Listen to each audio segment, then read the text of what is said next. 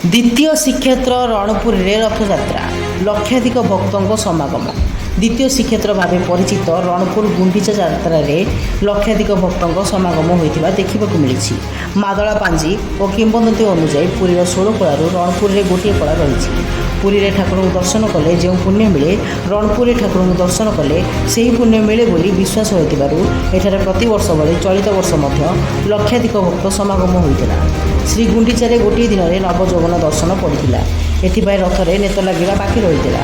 ଶ୍ରୀଜୀଉଙ୍କର ନେତ୍ର ଉତ୍ସବ ପରେ ଶହ ଶହ ଭକ୍ତ ନବଯୌବନ ଦର୍ଶନ କରିଥିଲେ। ପରେ ତିନି ରଥରେ ନେତ ବନ୍ଧା ଯାଇଥିଲା। ଏହାପରେ ଶ୍ରୀଜୀଉଙ୍କୁ ଛେନାପଟା କରାଯାଇଥିଲା।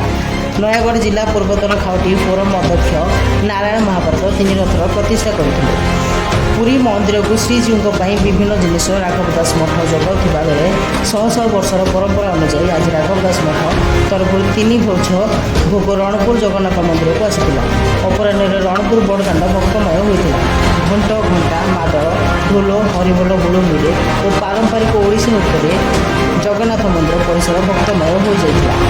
ଅପରାହ୍ନ 3:15ରେ ପ୍ରଥମେ ଘର ବାହୁ ଠାକୁରଙ୍କୁ ପହଣ୍ଡି କରାଯାଇଥିଲା। ପରେ ସୁଦର୍ଶନଙ୍କୁ ରଥାରୂଢ଼ କରାଯାଇଥିଲା। କିନ୍ତୁ ମଧ୍ୟାହ୍ନରେ ବର୍ଷା ହୋଇଥିଲେ ମଧ୍ୟ ଠାକୁରଙ୍କ ପହଣ୍ଡି ବେଳକୁ ଖରା ହୋଇଥିଲା। ହଜାର ହଜାର ଭକ୍ତ ମନ୍ଦିର ସମ୍ମୁଖରେ ଶ୍ରୀଜୀଉଙ୍କ ପହଣ୍ଡି ଦେଖିବା ପାଇଁ ରୁଣ୍ଡ ହୋଇଥିଲେ। ଅପରାହ୍ନ 3:45ରେ ତିନି ଠାକୁରଙ୍କୁ ଧାଡ଼ି ପହଣ୍ଡି କରାଯାଇଥିଲା। ଶ୍ରୀଜୀଉଙ୍କ ପହଣ୍ଡି ବେଳେ ମହିଳା ଓ ପୁରୁଷଙ୍କ ହୁଳହୁଳି ଓ ହରିବୋଲରେ ଏକ ଭକ୍ତିମୟ ପରିବେଶ ସୃଷ୍ଟି ହୋଇଥିଲା। ଠାକୁରଙ୍କ ପହଣ୍ଡି ବେଳେ ଓଡ଼ିଶା ନୃତ୍ୟ ଭକ୍ତମାନଙ୍କୁ ବେଶ୍ ଆକର୍ଷିତ କରିଥିଲା। ଅପରାହ୍ନ 5ଟାରେ ତିନି ଠାକୁରଙ୍କୁ ରଥାରୂଢ଼ କରାଯାଇଥିଲା। ସନ୍ଧ୍ୟା 6ଟାରେ ରଣପୁର ରାଜା ଦିଲ୍ଲୀପ ଚନ୍ଦ୍ର ସିଂହଦେଓ ରାଜପୁରୋହିତଙ୍କ ସହ ଏକ ସୁସଜ୍ଜିତ ବିମାନରେ ଆସି ରୂପା ଖଡ଼ିକାରେ ତିନି ରଥରେ ଛେରା ପହଁରା କରିଥିଲେ।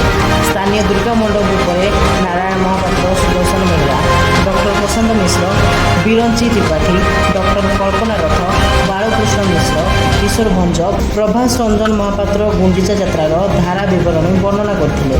ରଣପୁର ସରସ୍ୱତୀ ଶିଶୁ ବିଦ୍ୟା ମନ୍ଦିର ତରଫରୁ ଭକ୍ତମାନଙ୍କୁ ଦହିପଣା ବଣ୍ଟନ କରାଯାଇଥିଲା। ରଣପୁରରୁ ରୀନା ସାହୁଙ୍କ ରିପୋର୍ଟ, ଜାଗର 24 ନ୍ୟୁଜ୍।